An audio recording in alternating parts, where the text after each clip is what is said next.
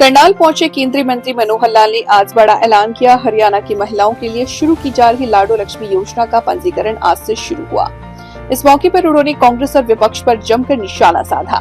लाडो लक्ष्मी योजना का ऐलान दीनदयाल लाडो लक्ष्मी ऐप के जरिए महिलाओं कर पाएंगी पंजीकरण। 23 से 60 साल की महिलाओं को योजना के तहत हर महीने मिलेंगे 2100 रुपए। पहले चरण में 21 लाख महिलाओं को मिलेगा सीधा लाभ। जिन परिवारों की सालाना आय 1 लाख रुपए तक है वही होंगे पात्र। 1 नवंबर से भुगतान शुरू होगा। क्या जयंती है और संयोग ऐसा है कि पिछले 10 वर्षों से ये जो पखवाड़ा है 17 सितंबर से लेकर के 2 अक्टूबर तक, जिसमें 4 महान विभूतियों के जन्मदिन आते हैं। 17 तारीख को अपने देश के प्रधानमंत्री आदरणीय मोदी जी का जन्मदिन होता है। 25 सितंबर को पंडित दीनदयाल जी उपाध्याय, जो एक प्रकार से अंत्योदय की भावना के संवाहक हैं, उनका जन्मदिन आज है। और आने वाले 2 अक्टूबर को महात्मा गांधी जी का और लाल बहादुर शास्त्री जी का ये जन्मदिन भी होता है। तो इन महान विभूतियों के दिए हुए समय, यानी इनके जन्मदिन के अवसर पर उनका दिया हुआ विचार, उनके जो दिए हुए काम हमको याद भी करते हैं, आगे बढ़ाते हैं। विशेष तौर पर इस पखवाड़े में देश भर में एक सेवा पखवाड़ा ये बना रहे हैं और इसके अंदर ब्लड डोनेशन कैंप हैं, स्वच्छता का कार्यक्रम है, अथवा पौधारोपण के कार्यक्रम हैं। इस प्रकार के बहुत से कार्यक्रम देश भर में किए जा रहे हैं। आज संयोग ऐसा है कि एक नई योजना हरियाणा में जो पिछले चुनाव के अंदर घोषित की गई थी, लाडो लक्ष्मी योजना, उसका अभी मुख्यमंत्री जी उसको लॉन्च करने वाले हैं और विधिवत लॉन्च करने के बाद इस महीने में रजिस्ट्रेशन चलेगा और अगले महीने की 1 तारीख से, और ये जो राशि है 21 रुपये प्रति महीना, ऐसे हमारी बहनों को उसका वितरण शुरू हो जाएगा। और अपने आप में एक बहुत विशेष प्रकार की योजना है जिससे महिलाएं हमारी सशक्त होंगी और उनके पास पैसा रहने से अपने परिवार की जितनी आवश्यकताएं हैं उसको पूरा कर पाएंगी। बच्चों की शिक्षा है, स्वास्थ्य है, घर के अंदर डेली रोजमर्रा की चीजें हैं, तो ऐसा उनका उस पैसे का उपयोग करेंगी और हमारे जो परिवार हैं वो और सशक्त होंगे। तो आज इस योजना का ये लॉन्च। सर, इनेलो भी आज एक रैली कर रही है, वहाँ भी कई नेता, राजनीतिक पार्टियां रैलियां भी करनी चाहिए, जनसंपर्क भी करने चाहिए। डेमोक्रेसी है, लोग जिधर प्रभावित होंगे उधर चलेंगे और लोगों को प्रभावित किए बिना रैलियां करते रहो, उसका कोई लाभ नहीं। राहुल गांधी कह रहे हैं गलत है, कल वहाँ बिहार में थे, वो कह रहे हैं गलत हो रही है। वो तो कहेंगे ही, क्यों नहीं कहेंगे। विपक्ष के लोगों का काम ही यही है। विपक्ष के लोग अगर हमें ठीक करने लग जाएंगे तो विपक्ष में नहीं रहेंगे, फिर हमारे साथ आ जाएंगे। भूपेंद्र सिंह हुड्डा कहते हैं ना मैं टायर्ड हूँ ना मैं रिटायर्ड हूँ। भगवान उनकी आयु लंबी करे, वो स्वस्थ रहें और उनको टायर होने की जरूरत नहीं है। राजनीति में उनका जो एक विशेष प्रकार का जो भूमिका है, एक विपक्ष के पार्टी के नेता हैं, भले उनकी पार्टी ने उनको मान्यता प्राप्त विपक्ष दल का नेता नहीं बनाया है, फिर भी पूर्व में मुख्यमंत्री रहे, अपनी पार्टी का वो काम कर रहे हैं और उनको स्वस्थ रहे, लंबे रहे, उनको टायर और रिटायर होने की जरूरत नहीं। भूपेंद्र हुड्डा के पोस्टर लगे हैं रोहतक के अंदर, मैं इस बारे में कोई टिप्पणी नहीं करूंगा। एक सर, भारत पाकिस्तान के 2 मुकाबले हुए, हम दोनों जीते, कल बांग्लादेश से भी जीते। मैं अपनी टीम को भी बधाई देता हूँ, लोगों का उत्साहवर्धन हुआ है और पाकिस्तान हर मोर्चे पर विफल हो रहा है। एक मोर्चा और उन्होंने खोला, उस पर भी विफल हुआ। धन्यवाद। शुक्रिया। के बाद लेकिन जब आजादी का आंदोलन चल रहा था उस समय वो जेल में गए। 47 से पहले की बात। बहुत नेता जेलों में गए, क्या है, वो भी जेल गए। उनके परिवारों की चिंता बाकी सब लोग करते थे। संस्थाएं होती है कि जो मदद करके परिवार आकर कैसे पलेगा चलेगा, तो उनको घर में वो पैसे दे के आते थे। एक सज्जन थे जिनके पास पैसा था कि इस परिवार को मुझे सहायता करनी है क्योंकि लाल बहादुर शास्त्री जेल में चले गए, घर में गुजारा होना चाहिए। कुछ देर के बाद उनकी पत्नी लाल बहादुर शास्त्री को जेल में मिलने जाती है, रिश्तेदार गई, तो उन्होंने पूछा कि घर कैसा चल रहा है, कि ठीक चल रहा है, बढ़िया चल रहा है, कोई दिक्कत तो नहीं है। नहीं, वो फलां सेठ जी आते हैं और वो हर महीने 50 रुपए दे जाते हैं, 40 रुपए तो मैं खर्च कर लेती हूँ, घर में जो जरूरत होती है सब करती हूँ, 10 रुपए जाकर रख लेती हूँ, कभी काम आएगा। लाल बहादुर शास्त्री ने सुन लिया, कुछ नहीं कहा। कुछ देर के बाद वही जो सेठ जी जो 50 रुपए देते थे वो भी जेल में मिलने के लिए गए। शास्त्री जी का हालचाल पूछ के आता हूँ। उनका ठीक है, अच्छा है, मेरा हालचाल अच्छा है और मैं आपका धन्यवाद करना चाहता हूँ कि आप मेरे घर की भी चिंता करते हैं, घर में आप 50 रुपए दे के आते हैं, लेकिन मेरी एक प्रार्थना है, मेरा एक निवेदन है क्या कि अगले महीने से आप 50 रुपए दे के मत आना, 40 रुपए देके आना, हमारा घर का काम 40 रुपए में चल जाता है। ऐसा कोई सोचता है क्या? सोचता कोई? नहीं सोचता। सब सोचते हैं जितना मिल जाए उतना कम और ले लो। लेकिन उन्होंने ये भी कहा कि जिसकी जरूरत है उसको जरूर पहुंचना चाहिए। तो इस प्रकार के लाल बहादुर शास्त्री जी के हमारे वशिष्ठ भाव है।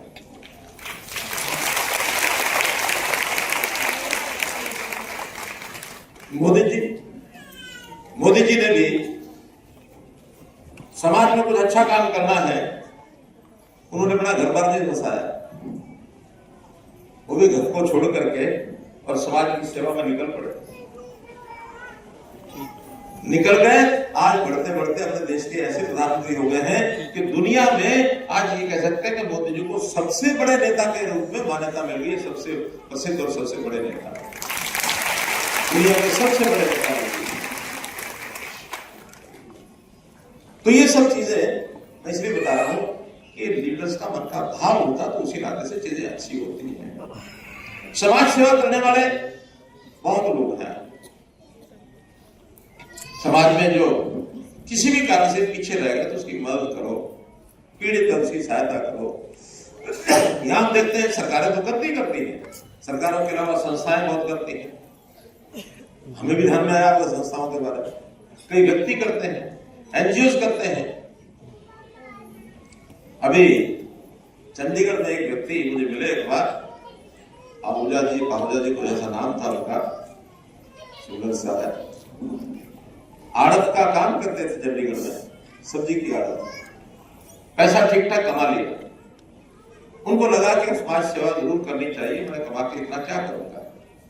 और वो क्या करने लगे, जितने अस्पताल थे वहां भोजन कराने चले गए, दोपहर को रात को दोनों समय। जितने चंडीगढ़ के हॉस्पिटल थे सब में उनकी गाड़ी जाती थी, भोजन करा के आती थी।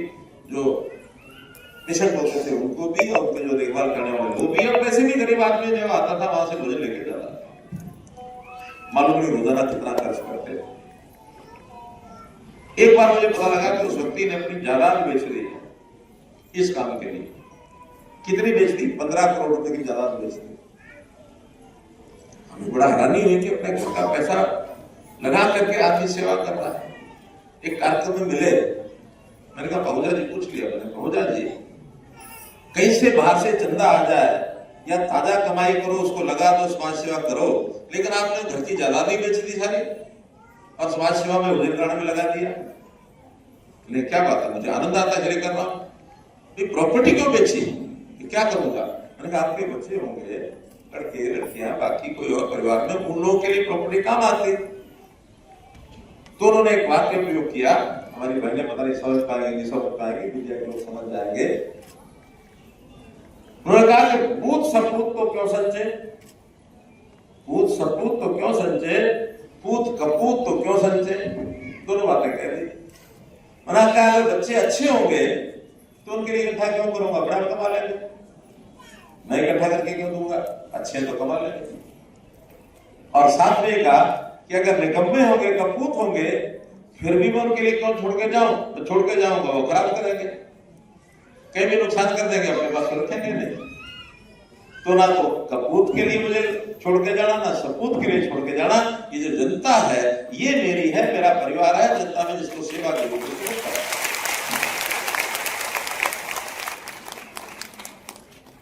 ये बातें ध्यान में रहे। सिरसा में एक बार गया, सिरसा में एक उनका नाम जगविंदर सिंह, सरदार जगविंदर सिंह है। उन्होंने कहा मैंने एक आश्रम बनाया हुआ, आश्रम में आना। मैं चला गया, किसी के माध्यम से बात हुई थी फोन पर, तो मैं चला गया, जाके देखता हूँ तो जसविंदर सिंह जी ठीक ठाक आदमी नहीं निकले, वो व्हील चेयर पर बैठ करके और अपना आश्रम चलाते हैं, उसमें लोगों की सेवा करते हैं। और जितने एक्सीडेंटल केस उनको मिल जाए वो अपने अस्पताल में वहां ले जाते हैं, उनके प्रतिदिन सेवा करते हैं। भाई कोई नहीं, लोग पैसा देते हैं। मैंने पूछा भी ये आपके लोग में कैसे आया? जो भी कोई ऐसा घायल आदमी है, किसी का हड्डी टूट गई, किसी का, या मानो कोई दिव्यांग है, कोई और है, उनकी सबकी सेवा में लगे रहते हैं। पैसा दुनिया देती है, वहां जाकर देखती है। मैं भी उस दिन अपना जो कोष होता मुख्यमंत्री वाला उसने 21 लाख रुपए को दे के आया, खुश होकर के, मुझे लगा कि प्रभावित होकर के, कुछ ना प्रभावित होकर तो कहने लगे देखो मेरा एक्सीडेंट हुआ, ठीक ठाक काम करता था, एक्सीडेंट हुआ, लगा कि अब मर जाऊंगा, चला जाऊंगा, जान बच गई तो लगा कि भगवान ने बचाया है। अब बचाया तो ये जिंदगी मुझे अपने लिए नहीं है, ये लोगों के लिए है। और ऐसे जो घायल हो गए, पट्टन हो गए, एक्सेप्शन केस हो गए, उन्हीं की सेवा में करूंगा, मेरा जीवन बचा तो उनके काम आना चाहिए, ऐसा सा विचार। हमने नाम सुना होगा अन्ना हजारे, सुना? अन्ना हजारे के जीवन का परिवर्तन क्या आया? ये फौज में नौकरी करते थे। एक बार 6 फौजी जहाज में एक स्थान से दूसरे स्थान पर जा रहे थे, जहाज खराब हुआ, गिर गया, एक्सीडेंट हो गया, 5 लोग मर गए, ये बच गया। अब इनको लगा कि 5 मर गए, मैं बच गया, तो मेरे ऊपर मेरा अधिकार नहीं है, अब तो ये भगवान का शरीर है, उसके लिए चलाऊंगा। उसके दिन के बाद अपने गांव से लेकर के सारे देश और दुनिया में घूमते हैं, लोग की सेवा करते हैं। मैं इतनी बातें इसलिए आपको बता रहा हूं, हो सकता है कि आपकी क्षमता भी वैसी ना हो, मन तो वैसा है ना, क्यों किसी का भला करें, अपना परिवार भी चलाएं, दूसरों का भला भी करें, ये इसे जरूर सामने रखना चाहिए। हमने भी सरकार के नाते, जब मैं मुख्यमंत्री था तो ध्यान में आया कि आखिर समाज में गरीब भी बहुत है, गरीब लोग हैं, भ्रष्टाचार बहुत है, भ्रष्टाचार को रोकना चाहिए। कितने ही कार्यक्रम किए और उस कार्यक्रम के बाद लोग प्रसन्न भी हुए कि बड़ी अच्छी चीजें हैं, बड़ी अच्छी योजनाएं हैं। गरीबों को राशन मिलता नहीं था, राशन कार्ड बनवाने के लिए लगे रहते थे, कई महीने लग जाते थे, सालों लग जाते थे और चक्कर काटते रहते थे नेताओं के, मेरा राशन कार्ड बनवा दो, राशन कार्ड बनवा दो। हमने कहा भाई आप परिवार पहचान पत्र बनाओ, एक सिस्टम खड़ा किया, हर परिवार का डाटा इकट्ठा करो, उस परिवार में कितने सदस्य हैं, कितनी उनकी आमदन है, अगर वो गरीबी रेखा से नीचे है तो घर बैठे उनका राशन कार्ड बनना चाहिए। और आपकी जानकारी के लिए जो राशन कार्ड उस समय 26 लाख थे वो बढ़ करके 35 लाख राशन कार्ड हो गए।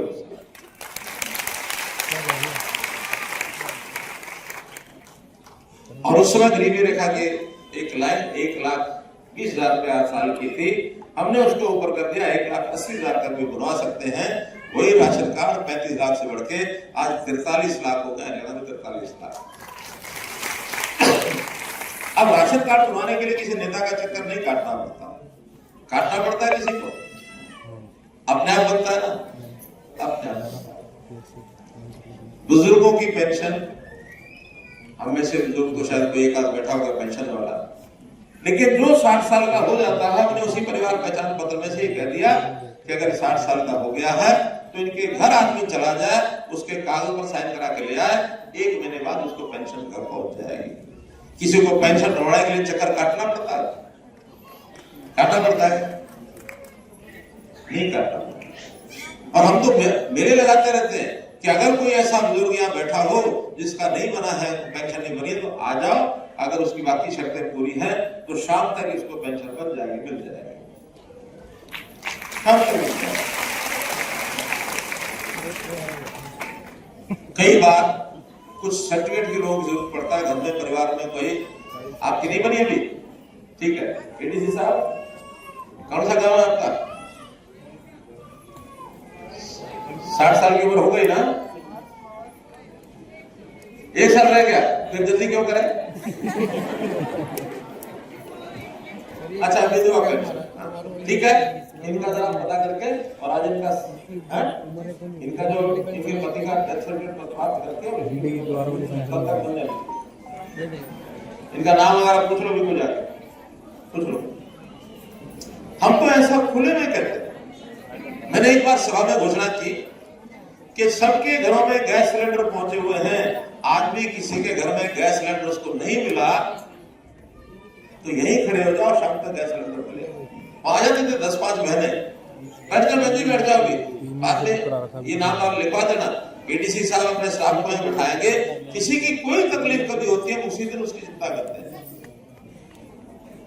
तो ऐसा करके ऐसे सबके जिनके गैस सिलेंडर नहीं थे उनको हाथ बनवाए। और मैंने तो एक और घोषणा की थी, क्या कि मानो कोई आ नहीं पा रहा, कोई उसको पता ही नहीं कैसे जाते हैं, कैसे बनाते हैं, क्या करते हैं। अगर कोई आके बता भी देगा ना कि फलाने के घर में गैस सिलेंडर है, नहीं है, उसको बुला के ले आएगा, उसको ही 500 रुपए इनाम दे देंगे। सिस्टम खड़े करने पड़ते हैं। वो चुप रह जाए तो उसी दिन, जैसे हमारे एक बहन ये कह रही है कि मेरा भी अभी क्या पेंशन है? एक इसकी, एक वो कह रहे हैं विधवा पेंशन है, एक बीच में खड़ी हुई। इतनी सारी बहनों में अगर कोई इक्का दुक्का है तो हाथ आप जाकर अपने डीसी को, एडीसी को, अपने तहसीलदार को, एसडीएम को, किसी को मिलो, वो अपना रिकॉर्ड जरूर देखेगा। झूठ बोल के मत बढ़वाना, झूठ बोल के मत बढ़वाना। एक चुटकुला सुनो। एक बार एक गुड़िया ने एक को बुलाया कि मेरी विधवा पेंशन बढ़ा दे। थी गुड़िया, हालांकि उसको तो वैसे भी मिल जाती, बूढ़े होने के लिए मजाक में। तो दूसरे उसने बढ़ाने के लिए, वो लड़की थी वो जो फॉर्म भरने गई कि तुम्हारा नाम ये है, तुम्हारे पति कहाँ रहते हैं, उसको भी ऐसी बढ़वानी तो विधवा पेंशन थी। उसने पूछ लिया पति का नाम क्या है, कहाँ रहते हैं? वो कहते कहाँ रहते हो? तो अंदर बैठा है। उसको भी मजाक सूझ गया, क्योंकि अंदर बैठे फिर विधवा पेंशन क्यों बढ़ानी, तो बूढ़े वाली पेंशन बढ़ा कि नहीं, जब तक पेंशन बढ़ के आएगी तब तक मैं होटल में विधवा।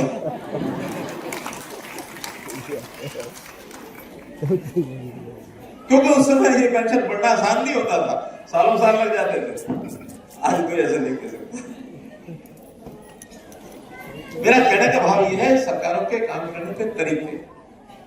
तो ये सारे हमने यहां किए, केंद्र में मोदी जी ने किए। मोदी जी ने भी गरीबों की चिंता की, और चिंता में उन्होंने कहा सबसे पहले गरीब परिवार जो भी हैं उनके यहां अन्न की जरूरत है, अन्न जरूर होना चाहिए। उन्होंने गरीब कल्याण परिवार योजना बनाई और 80 करोड़ लोगों को और अन्न घर में मिले, इसकी चिंता उन्होंने कब की? जब कोविड चल रहा था। जिसकी भी जरूरत थी उसको दिया, बल्कि कईयों को तो डबल दिया, कई महीने तो डबल अनाज लेकर जाओ। फिर उनका के घर में जरूरत होती है मकान की, घर की। प्रधानमंत्री आवास योजना चला, उसमें 4 करोड़ मकान एक बार दे दिए, अभी 3 करोड़ और चल रहे हैं। हम भरते हैं, उसके अंदर जमीन होनी चाहिए, बाकी सब वो कंडीशन पूरी करो, मकान अपना बढ़वा लो। फिर उसमें मकान के अंदर, मकान तो बढ़ गया, मकान में जैसा मैंने बताया उसके अंदर शौचालय भी होना चाहिए, शौचालय बनवा दिए। फिर गैस का सिलेंडर होना चाहिए, गैस सिलेंडर लगवा दिया। बिजली होनी चाहिए, हर घर में बिजली पहुंचाने का काम कर दिया। पानी हर घर में पहुंचना चाहिए, पानी पहुंचा दिया। खाली घर नहीं, घर के साथ ही चीजें सारी बना के दी, सजा के दी। गरीब परिवार का आदमी बीमार हो जाता है, उसके ऊपर कर्जा ना चढ़ जाए, बोझ ना चढ़ जाए, तो इसलिए आयुष्मान की योजना बनाई कि 5 लाख रुपए तक अगर गरीब परिवार के अंदर किसी की बीमारी का इलाज का खर्च आता है तो मुफ्त होगा, कोई पैसा नहीं लगेगा। और उसका सारे देश में करोड़ों लोग उसका लाभ उठा रहे हैं।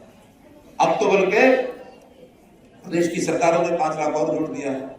बुजुर्गों का अलग से 5 लाख दे दिया है कि 70 साल या इससे ऊपर की उम्र है तो हर बुजुर्ग में उसका 5 लाख रुपए का अलग पेंशन होगी। पेंशन नहीं, बीमा का, ये स्वास्थ्य बीमा होगा, ये स्वास्थ्य के ऊपर खर्च होगा। तो ऐसी कई सुविधाएं दे दी हैं। और उसके अंदर आगे चल करके रोजगार की योजना, क्योंकि जब तक लोगों का रोजगार नहीं बढ़ाएंगे तब तक ये गरीबी छाई रहेगी। लोगों को रोजगार देने के बाद उसका हिसाब किताब लगाया, 25 करोड़ परिवार पिछले 10 साल में गरीबी रेखा से ऊपर कर दिए, जिनको नौकरियां मिल गई, जिनके व्यापार बिजनेस सब बन गए। महिलाओं को भी करोड़पति बनाया, लखपति दीदी बनाया, उनके सेल्फ हेल्प ग्रुप बनाए, ड्रोन दीदी ड्रोन सिखाया, सेल्फ हेल्प ग्रुप बनाए। सेल्फ हेल्प ग्रुप के अंदर भी कुछ ना कुछ काम करो, बिक्री करो, जाके कुछ कमाई हो जाएगी। हमें से यहाँ बहनें बैठी हैं, सेल्फ हेल्प ग्रुप में कौन कौन मेंबर है, जरा हाथ खड़े करो। एक 10-15% तो यहाँ बैठी है। ये जो सेल्फ हेल्प ग्रुप की मेंबर है कुछ ना कुछ काम करती होंगी। आज भी हमने बाहर स्टॉल जो लगाया है उसके अंदर सेल्फ हेल्प ग्रुप का सामान बना के बेचने की व्यवस्था भी सरकार की ओर से करते हैं। तो लोगों की आमदन बढ़े, ये अगला कार्यक्रम। इसके बाद ये है कि कोई नहीं काम कर पाया, गरीब रह गया, तो भी उसके घर परिवार का गुजारा ठीक से चले। ओल्ड एज पेंशन हमने इसको 3000 से आजकल कितनी है, 3000 रुपया ये कर दिया है। और बहुत जल्दी, वैसे तो मुख्यमंत्री घोषणा करेंगे, लेकिन मैं बता रहा हूं बहुत जल्दी 3200 होने वाली है ओल्ड एज पेंशन।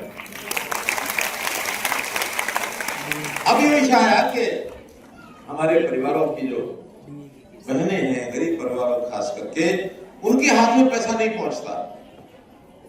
तो जो अब मैं अंतिम बात बताने वाला हूं ये कि ऐसी हमारी बहनें जिसके हाथ में कुछ ना कुछ पैसा होना चाहिए। पति या तो कमाता नहीं होगा या खुद भी काम नहीं करती होगी। अगर पति कमाता होगा तो उल्टे सीधे काम में खा पी जाता होगा। हमारे हाथ में पैसा नहीं आता। हमको अपने घर की चिंता, रसोई की चिंता भी करनी है, अपने बच्चों की पढ़ाई की चिंता भी करनी है। महिलाओं को बच्चों की पढ़ाई की चिंता कितनी होती है, मैंने पहले भी एक बार बताया था, फिर बता रहा हूं। मैं अगर यहाँ खड़ा हूं तो मेरी पढ़ाई के लिए पढ़ाई रुक गई थी। मेरी माँ ने कहा कि बेटा पढ़ ले, 300 रुपया निकाल कर अपने पास से दिया, पिताजी से चोरी दिया कि जाके एडमिशन ले। तो मैं आज आपके सामने खड़ा हूं। तो माओ को बच्चों के लिए हर प्रकार की चिंता करनी पड़ती है। तो हमने पिछले इलेक्शन में घोषणा की थी कि हम योजना बढ़ाएंगे। योजना का नाम होगा लाडो लक्ष्मी योजना। और ये लाडो लक्ष्मी योजना में हम ऐसे गरीब परिवारों को, बहनों को 23 साल की उम्र के बाद 2100 रुपया हर बहन के हाथ में देंगे। वो योजना आज हम शुरू कर रहे हैं।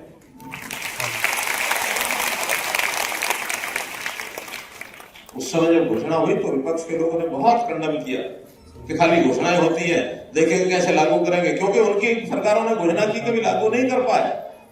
हमारे मुख्यमंत्री ने कहा कि तिथि नोट कर लो, 25 सितंबर को इसका रजिस्ट्रेशन शुरू करेंगे और रजिस्ट्रेशन सारा एक महीने भर में जितनी बहनों का हो जाएगा तो अक्टूबर के महीने में पूरा रजिस्ट्रेशन करेंगे।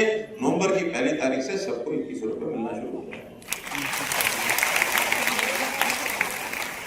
ये लाडो लक्ष्मी का आज जिसको लॉन्च कर रहे हैं हमारे मुख्यमंत्री, एक ऐसी योजना होगी कि जिससे हमारी बहनें, हमारी 23 साल से लेकर के ऊपर तक की सब बहनें, मैं सब इसलिए कह रहा हूं कि एक उम्र के बाद 60 साल की उम्र से उनको फिर ओल्ड एज पेंशन मिलने लग जाती है। मिलेगी दोनों में से एक ही। अब 2100 मिलेगी, 60 साल के होने के बाद 3000 मिलेगी। उस समय तक शायद ज्यादा भी हो सकती है। दुर्भाग्य से अगर कोई बहन मानो पति चला जाए, विधवा हो जाती है, तो उसको भी 3000 का मिलता है। और हमने तो और भी चीज की थी कि जिन बहनों की शादी नहीं हुई उनको भी अलग से 3000 का महीना शायद 45 साल के बाद उनको 3000 शुरू कर दिया। कुछ एक हमारे एक मजाकिया विधायक थे, सदन में एक बार कह दिया कि आप सारी चिंता महिलाओं की करते हो, विधवाओं की करते हो, और जो ये हिंदी का शब्द तो विधुर, लेकिन उसने शब्द पे कहा कि ये रंडे रह गई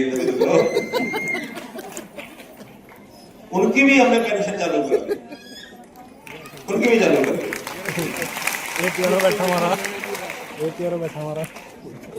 आखिर समाज के लिए जितना करो उतना कम है। मैंने तो एक ऐसी योजना की है शुरू, कभी मंचों पर ज्यादा नहीं बताई, लोगों को धीरे धीरे पता लग गया है। अब सबको पता लग गया तो बताने में हर्ज नहीं है। ये तो लोग कहेंगे कि मौत के ऊपर बोलना शुरू कर दिया। हमने कहा कि देखिए, परिवार में, गरीब आदमी के परिवार में किसी की मृत्यु हो जाए, वो 60 साल से ऊपर और 60 साल तक, 7 साल का बालक पढ़ाई करता है, घर में आशा की किरण होता है, थोड़ा पैसा उसको भी दो। 18 साल से ऊपर हो जाए तो 25 साल तक थोड़ा ज्यादा दो। 25 साल से 40 साल तक किसी की भी डेथ, किसी मृत्यु किसी कारण से भी हो जाए, बीमारी से, एक्सीडेंट से, कोई और कारण, उसको 5 लाख रुपया दे और दे रहे हैं। ये भी लग रहा है। इस योजना का नाम है क्या? दयालु योजना। दयालु योजना। ये दयालु योजना है। कभी किसी की मृत्यु होती है गरीब परिवार में, उसके घर में पैसा पहुंचता है, ठीक है, व्यक्ति वापस नहीं आ सकता जो चला गया, लेकिन थोड़ा मरम पट्टी तो लग सकती है। अभी तक उसके अंदर लगभग 800 करोड़ रुपए सरकार दे चुकी है और हमारे पास एक बार सर्टिफिकेट आना चाहिए। हम उसमें भी घर में मैसेज भेजते हैं, भाई आपका ये पैसा मान ले जाओ। तो गरीब परिवार की सहायता करना हमारा काम है, कर्म भी है, धर्म भी है, लेकिन साथ ही गरीबी से बाहर निकालना ये भी जरूरी है। हमेशा सरकार के इस अनुदान से, इस पेंशन से बंधे रहना, जिंदे रहना ये जरूरी है या कमाई ज्यादा करना ये जरूरी है? बताओ, बोलो। कमाई ज्यादा करना है कि केवल इस सरकारी अनुदान पर बैठे रहेगा? कमाई ज्यादा करना, ये मैंने बताया, मैंने कमाई। आज आप सब यहाँ आई है अपना लाडो लक्ष्मी योजना के लिए रजिस्टर बनाए और आपको 2100 का महीना मिलेगा। कल तो मान ली आपकी आमदनी इतनी ज्यादा हो जाए कि भी आपको अब जरूरी नहीं है, तो आप में से कौन कौन है जो अपने आप आगे बता देंगे मेरे घर की आमदनी होगी, मेरा बेटा नौकरी लग गया, मुझे जरूरत नहीं है? ऐसे कौन कौन है? मैं इन सबको बहुत बहुत प्रणाम करता हूँ, सलूट करता हूँ।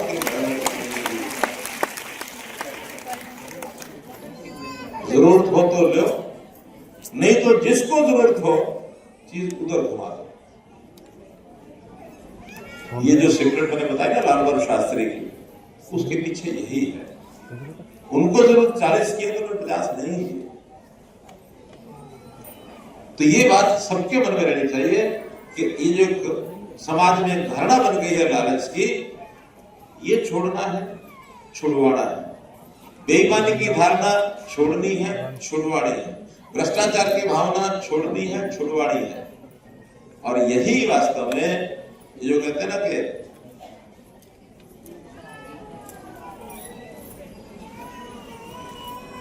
ये जो कहते हैं कि